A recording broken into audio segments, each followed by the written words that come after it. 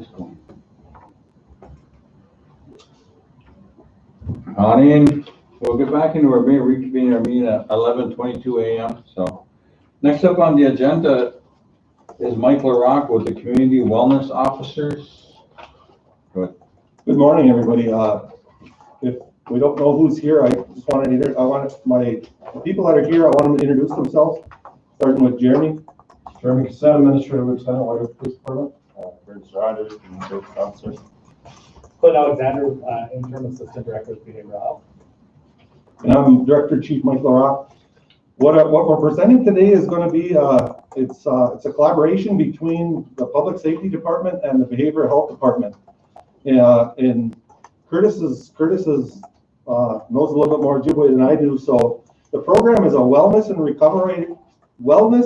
recovery navigator CSO position. That's what we're proposing today. There's a name. Kurt, did you want to say the name? Or Scott Davis. Okay, that's what we named it. It's a collaboration between behavioral health and the Public Safety Department to place a community or a wellness and recovery navigator person into each community. I got 5 communities that we identified. We identified White Earth, Nadawash, Pine Point, Rice Lake, and Monoman as the communities that we wanted to start this program. I have a resolution on the top of the packet that we gave you, and I have a little bit of information on the program that's in the packet. There's also some pre-arrest diversion stuff in the program for the that's going to be kind of implemented this thing too with the police department and stuff like that under public safety. So if I don't know if you guys want me to read it out to you guys or not, but it's basically, in my words, it's going to be a healing person in the community. We are looking at picking or even hiring a tribal member that lives in the community that's going to be able to fulfill this position and work with all the divisions like the Elders Committee, the community councils, behavioral health, mental health, the police department, everybody. There would kind of be in a sense, a liaison position for the community to be boots on the ground position right in the community. That's going to be helping with wraparound services and stuff like that. And they're going to get the training that they need to fulfill their position. They're going to get anywhere from peer support training to any other training that they need to assist in the community. It may seem like it's a lot for one person, but I believe it's a start. It's a start with us healing our community. I think it is. We've reached out to all the community councils representatives. I met with them. Me and Curtis met with them on Tuesday, and we got some feedback from the community councils about what person would fit this position in their communities and stuff like that. So in their communities, we want to get some feedback from them. Who would best fit this position in the community? Who's a natural leader in their community that can step up and do this position? And stuff like that. So if this position is awarded for us, so I don't know if I have anything else to really present. It's going to be really short. You guys can read it up.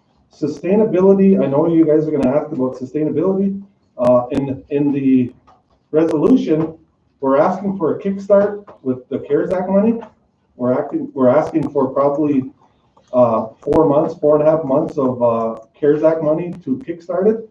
And then Clinton is going to talk a little bit about sustainability. So if you want to just...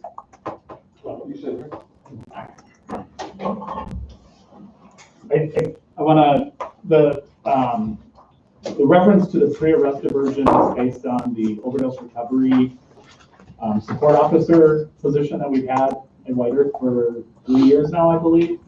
And that pre-arrest diversion is that immediate follow-up to an overdose situation. So the collaboration has been taking the traditional kind of community service officer role within the community and bridging it into this kind of, where it transcends into these other health-related issues and grounding this position to help navigate through these kind of urgent situations that continue to occur in the community. And we all know very well, that COVID has made these things, continue to rise after probably 2 years of a pretty significant decrease in overdose activity. So that's that overlap. And the sustainability part of it is that there's still a lot of federal emphasis on moving towards pre-arrest diversion, that immediate kind of, let's keep people out of jail. Let's keep them from getting deeper and deeper into the criminal justice system and help navigate through and offer where there are mental and behavioral health issues to be addressed. And so that's I think where the opportunity is for sustainability, is to build in, those direct linkages into our programs and our services. And so I think, the first 4 months would give us an opportunity to really look at how successful those officers are in navigating individuals there. And I think the brilliant part of it is, as Chief Baraka has talked about, is that it would be more of an entry-level position, where a person would get some on-the-job training. It would be somebody that, would be recognized, somehow formally within the community as somebody that people look to and is resourceful. And we have We Care as an example, right? There's an assessment that talks about a lot of unaddressed needs. Those kinds of things would be used with it. And this individual could help kind of navigate through. Because they're rooted in the community, it's that connection to health, both public and behavioral health, is that we know that a lot of our health disparities result in these common everyday kind of things that go unaddressed. And so I think it answers a lot of those issues and problems that our communities are facing day in and day out. And I think if I understand, the intent with the CARES Act to kickstart this is that because of COVID and the difficulty navigating into services and these little tiny narrow windows of where services are available, these kinds of positions are there on the ground to say, we can't get you in, but I'm gonna support you and walk with you until we can get you where you need to go. And so there's a lot of layers, and I could talk. You guys know I could talk for hours about this stuff, but I think the sustainability piece around it would be kind of multi-layered, because there are reimbursable services that we could tie to it directly. We could tie it to workforce development, where this would be an entry-level position for people who maybe only have 6 months of sobriety, and it could be something, a path or an entry point to go further and become a police officer, security, counselor. Who knows? I think there's a lot of promise for it. So. And the program is also, the budget modification that we submitted the budget for this, it would be a budget modification for our community service officer position. It would be, and there's also an org chart in there, also where we'd be looking at, like a community service officer manager that would be managing this program, along with the overdose recovery officer, and then the 5 community wellness and recovery navigators. At that time, Curtis Rogers sits in that position, or he sits in the community service officer position right now. So we would be kind of looking at something like that with him leading this program under public safety. We would also be maybe in the future, maybe after December, after the CARES Act money runs out, with some sustainability, we would also be looking to partner with public health. We'd be looking to partner with them also. On some kind of a level within this 4 months now, we'd be making our contacts and making our getting this thing sustainable. The one thing that we wanted to do when we first started this and wanted to do this is we wanted to be sustainable. We didn't want this to go on for 4 months and then end because of financial or something like that. We didn't want it to end, and that's the thing that we were getting from all the community councils. They said, don't start something that you can't finish, basically. And so that's why with the CARES Act money, it would jumpstart us to be able to have that time, that 4 months, to be able to get our ducks in a row for the sustainability of this program. So we don't have a press release right now in the packet, but we are going to, once if this gets approved, we will generate a press release before the week's up and get a press release out on it to let the members know what our plans are and what we'd like to do. So other than that, I guess if you guys have any questions for us right now, we can answer them best as we can. So if anybody has any questions.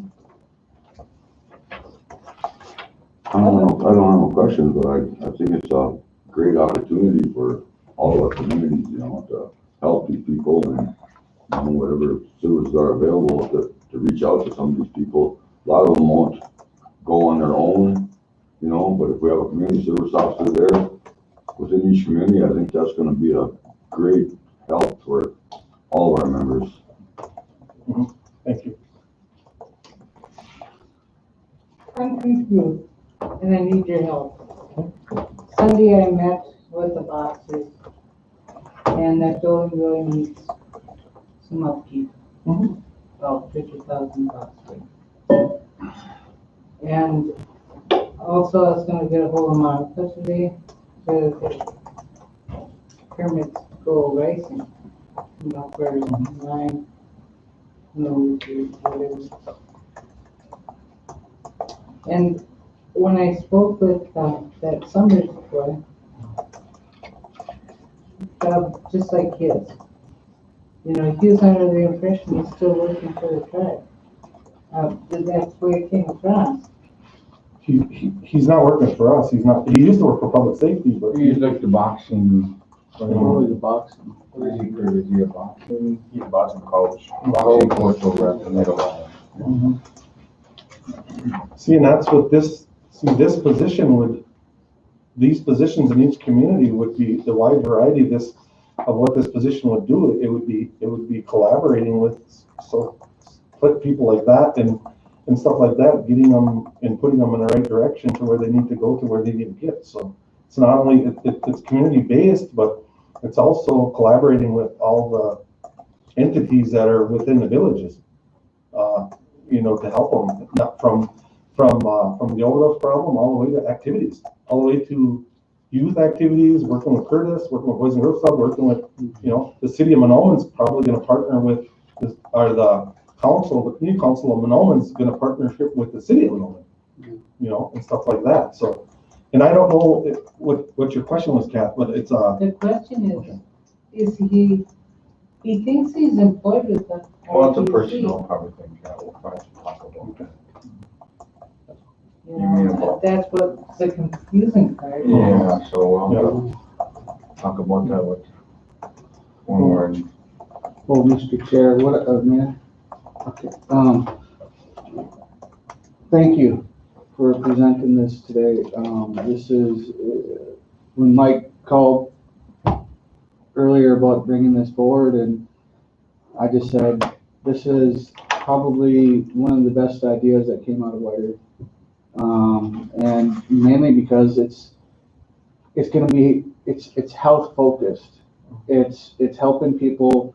It's being out in the community. It's developing relationships.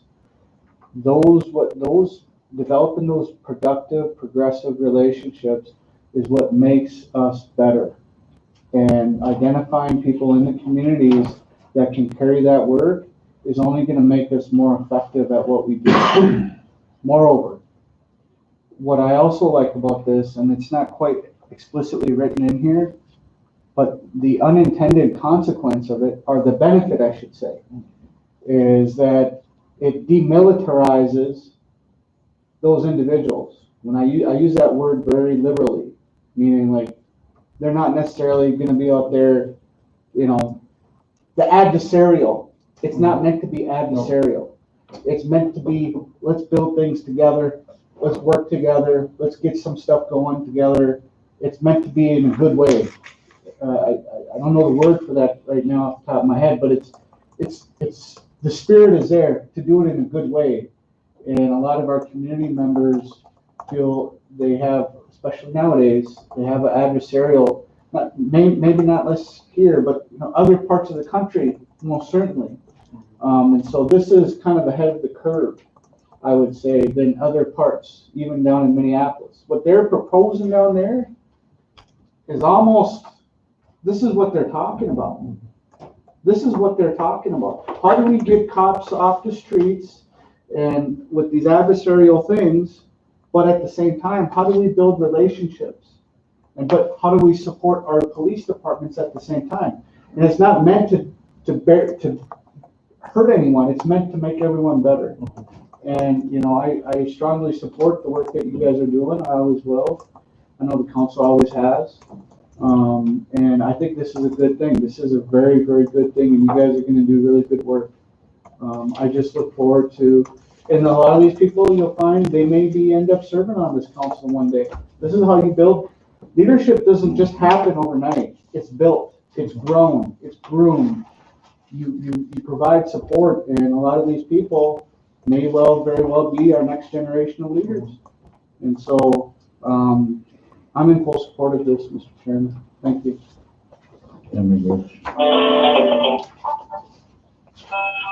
Yeah, I guess the comment I have for this, I think is like looking at reviewing, it looks really, really good. I know some of the stuff that, as like Ray talked about earlier, is that we're getting, we're getting a lot of pressure from social media about, some of the overdoses and some of the stuff that's happening out there in our communities, that, some of these programs are not answering their phones. And I know that those are things that are comments out there that we are looking into.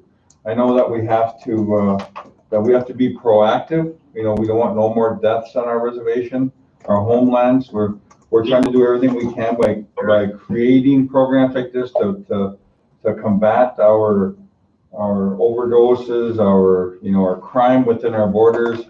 We're trying to do as much as we can here at this level as our tribal council. And I think like Alan said and the rest of the council said, I think it's a good program, and it's probably a good way to open the doors and for some of our upcoming leadership, I guess. So you go ahead.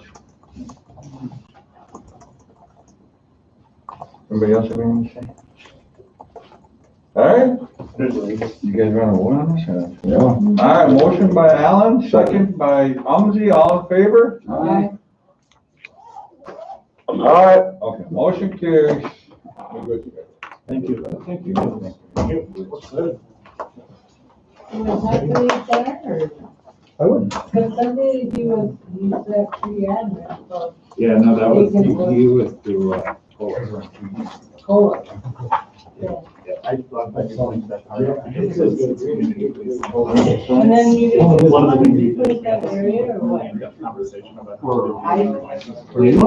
Sunday was, he's still working in the RBC for Cola. I see good things. And Martha. For the box. Well, not just boxing, but he was there. Yeah, you might be able to go. Yeah, he's been out. Thank you, guys. Yeah. I think that's a hell of an idea.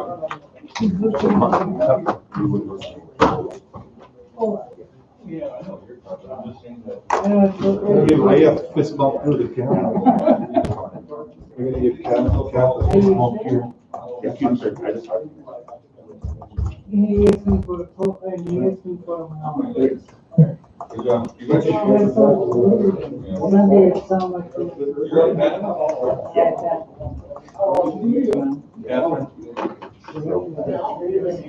Thanks, Terry.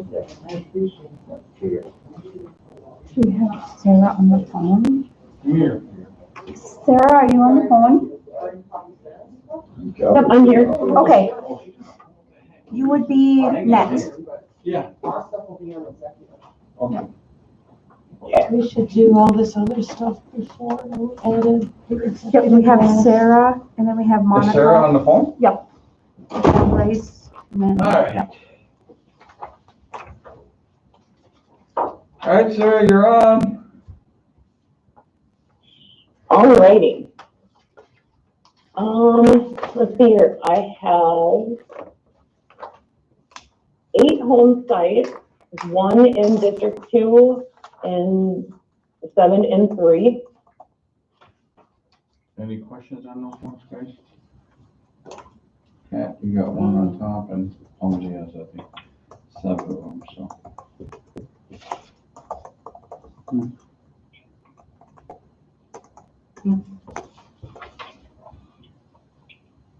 Motion to approve. Motion by Umzi to approve the home sites, second. Aye. Second by Alan, all in favor? Aye. Motion carried. Next up are lakeshore lots. They are 5 in District 2 and 3 in District 3. Any questions on those ones? Most of them are renewals, or I think all of them are for modification and renewals.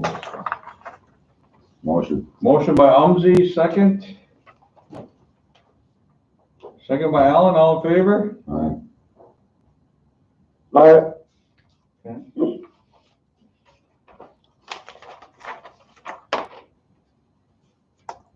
I also have 3 residential. 3 residentials. 1 in District 1 in 1. District 1, which is a cancellation, and 2 in District 2.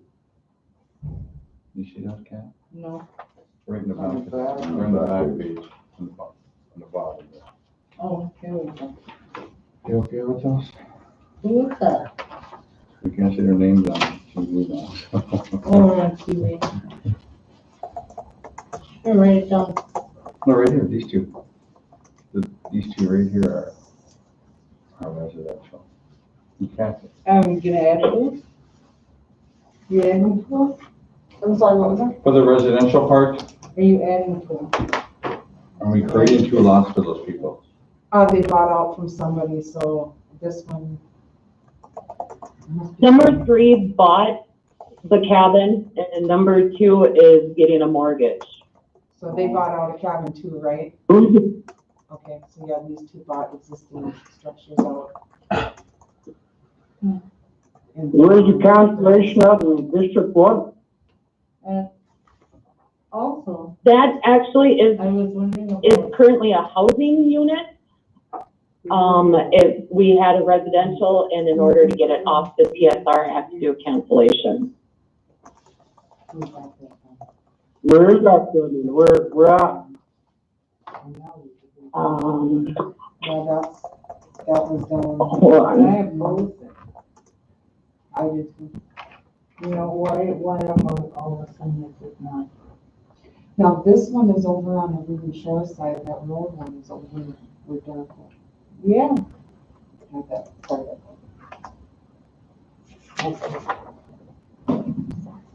So do you want a motion to modify that, Kath, or no? Your district, so. I'll go with that, because that's not the same area we're talking No, about. these are Ruby Shores where they bought out existing structures on our lake shore lots on there. What do you wanna do? Go with it, if I'm saying. You wanna vote in favor of it then? Okay, well, motion to approve the residential, Yeah. motion by Kathy, second by Alan, all in favor?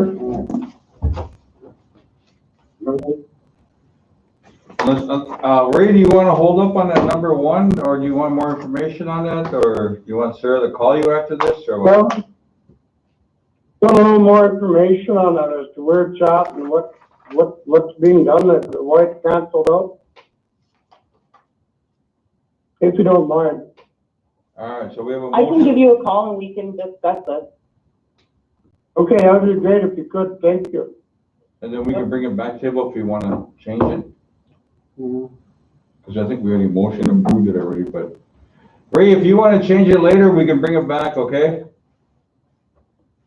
All right, yeah, sounds good, thank you, Joe. Okay, Migwitch, alright, motion carries. Alright, the next up is Monica Henstrom for Walter Strong. You on, Monica?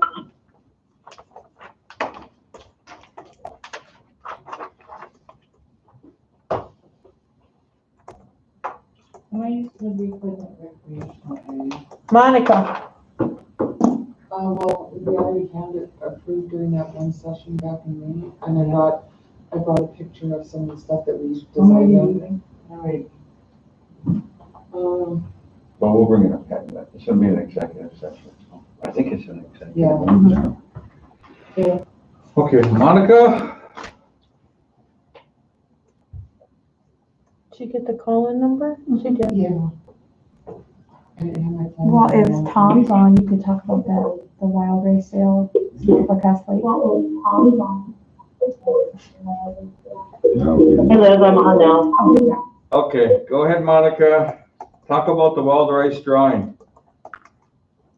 Okay, just a quick update.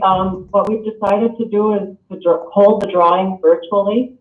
This will be held on the third Thursday of August. We believe that's the best option right now. Lita and Alicia from Tamarack are working on the entry form. We're planning to have entries either mailed or faxed to the Natural Resources Building. And we're going to have a meeting tomorrow to finalize everything before we send the document out. And so I just wanted to give you guys a chance to comment on that if you had any apprehension about it or any questions on that. That's for the refuge, right? Yes. Yeah, I'm sorry, for the Tamarack Refuge drawing.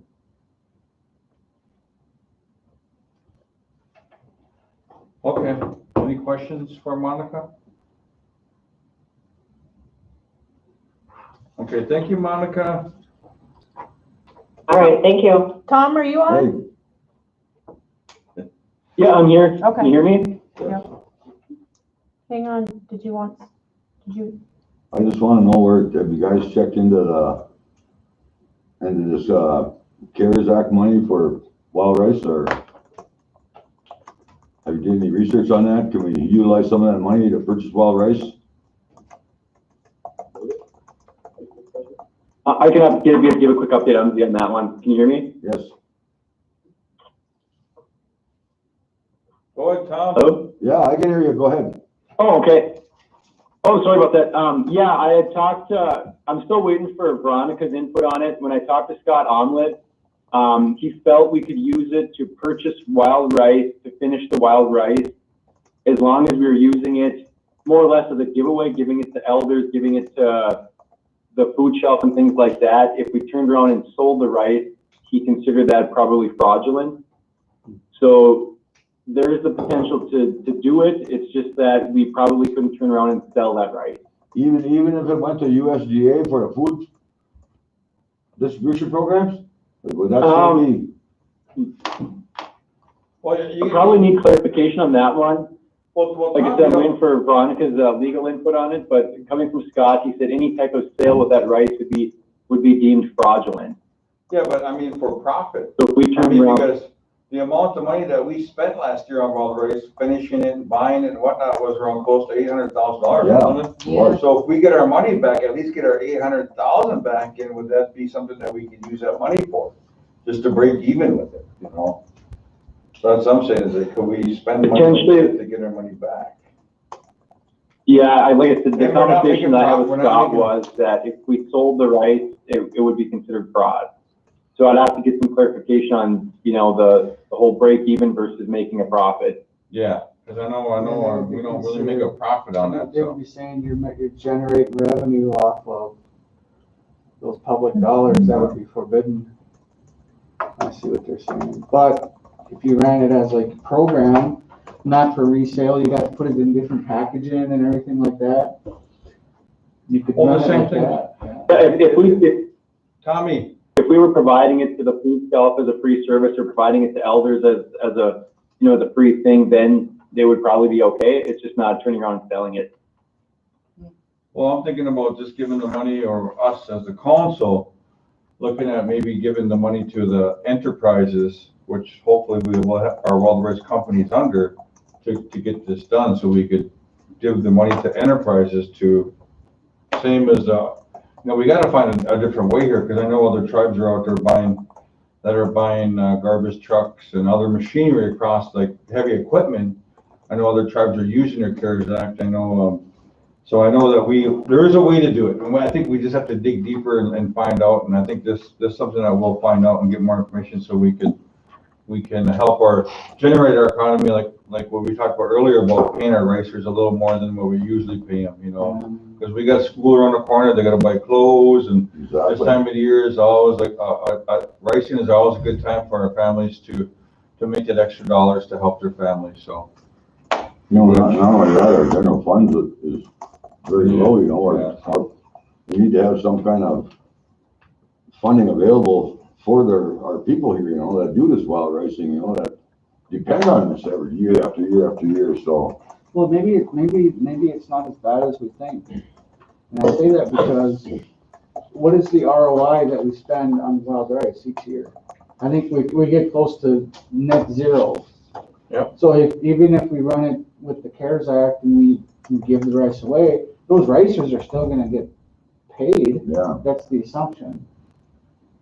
So it's like, either we're gonna pay for it, make our money back, or CARES dollar is gonna pay for it, and we're still gonna be at close to zero. Yeah. So it doesn't really make a difference in the end. But the families and the racers get help. Yep.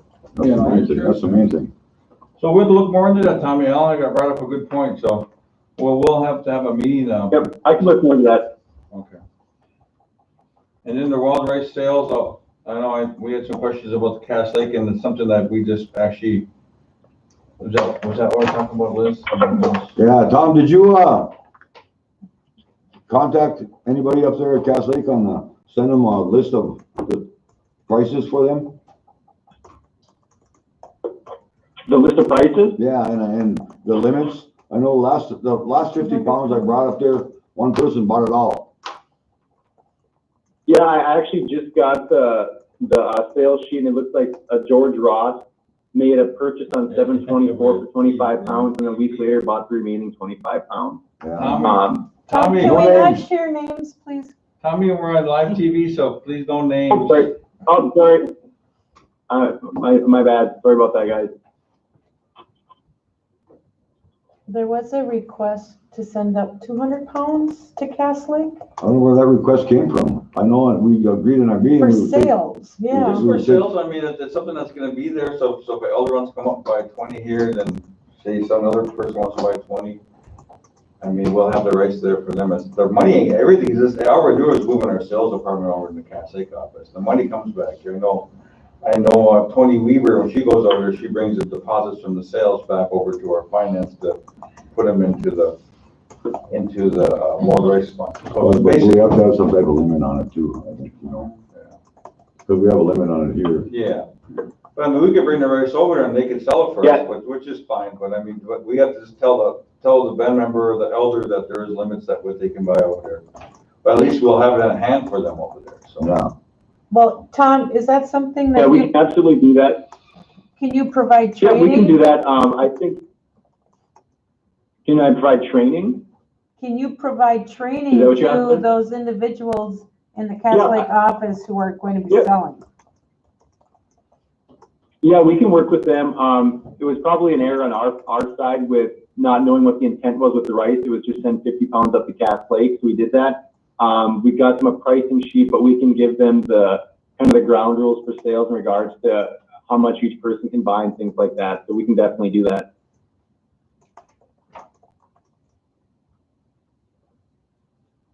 Okay. Yes, get that done. All right, thanks, Tom. Nobody else has any more questions? So are we gonna send the 200 pounds up to Cass Lake then? Well, if that 50 pounds was that fast, we might as Well, well. that's what I said, one person bought it all, but that's, that's why we gotta put some limits on it, because I'm not saying that the last person that bought all 50 pounds is making a profit off it, but we don't know that for sure either. Well, the sale limits that go for us here should go for them over there, and then, Yeah. but Well, that's what I said. but we should have a stockpile over there for them to buy, our membership to buy over there, so. The only thing I'm afraid of is in case we get burglarized up there already, or something, or, the basement door, I know some of that stuff needs to be fixed. That was already kicked in, in the building up there, and Oh, yeah. so. Well, they had that down in Minneapolis too. There was some of the stuff ended up missing. Well, who is actually working in the big steak office over there? Emily. We got one person over there. Yeah.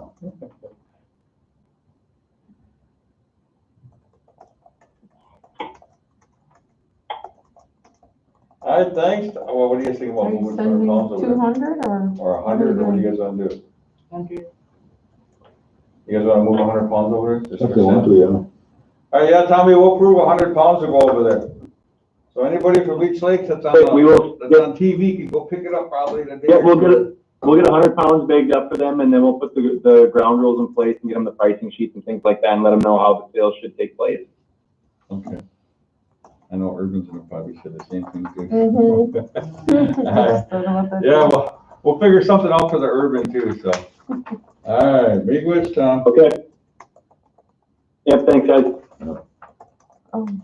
Do you want to do these 3 additions before we go into executive session? Yes, I know we got the Ray has the community council and Ray, your She community didn't bring up council is this. requesting like a healing dance? We could put it up. Yeah, demolition derby and like a little healing dance or something prior to that. Kind of like you had in Ponsford. Well, I know that was put on by themselves. There was no incentives for anybody that came there, so. I know, but they used their money out of that, money they get, what is it, once a year or something? No, they didn't use any of the money. Pine What's the Point, whole- Pine Point didn't use any of the money for their social dance that they had over there. That was all, people just come on their own behalf. I'll probably do the same thing up here. I know they're asking for some donations of $2,500 for their demolition derby, but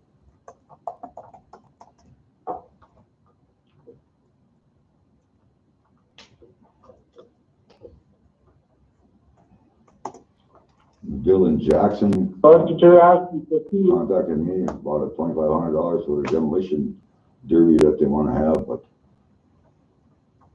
I don't know if that's, I know the housing turned them down already for a community activity. Well, the way I look at it is if we need to be consistent in our decision making. So if we green light, if the community self-organizes, that's one thing. But if the tribe organizes and pays for things, it's a different thing. And I say that because we're funding it, right? And if we're gonna go ahead and fund these other projects, then we need to take another look at the powwow. We need to take another look at some of these other things that, that's why I say our decision making has to be consistent. Yep. All right. Thanks, Ray. What was decided? Huh? What was decided? You're not, We didn't fund none of the District 1 or District 3 stuff, so I don't think we're gonna be able to fund District 1's healing dance, huh? Is that what we're saying? Staying consistent? I know the community council never funded them, or we never funded them. No, You know, so.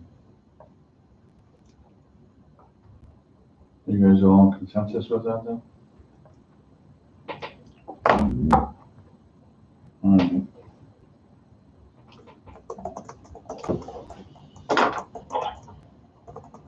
All right, next up is District 2. I know she had the boxing gym and the repairs on it. Did you have anybody go look at it, Kat? to see No what- one checked it out, but, went through everything.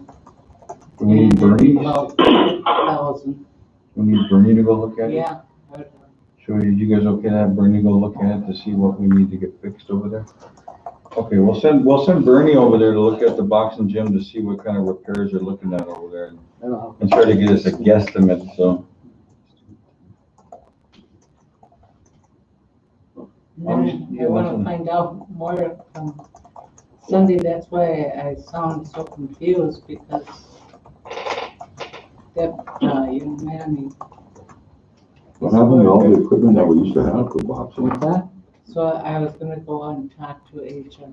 What happened? Oh, yeah, we'll talk about it executive, okay? Yeah, Executive? yeah, it's coming up, and that's something that you might have missed last meeting that we talked about, so we'll talk about it again. Yeah, We'll revisit that. And we can bring the code out too, so, Yeah, would you? okay? Get clarification for you. All right, I'm getting nothing District 3 now. Okay. All right, what else? So Ellen wanted to talk, I don't know if you wanted to talk about it publicly about hazard pay, or did you want to? Yeah, well, I talked to Nicole about it, but remember we were talking about that last week? He said he had an update. You want him to come down and give up? Yeah, I was Yeah. hoping he could come down and Isn't talk he about supposed that, to?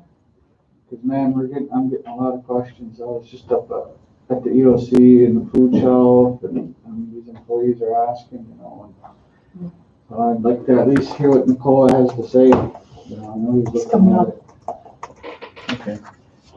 Maria, do we have any, signature requests? We have 10.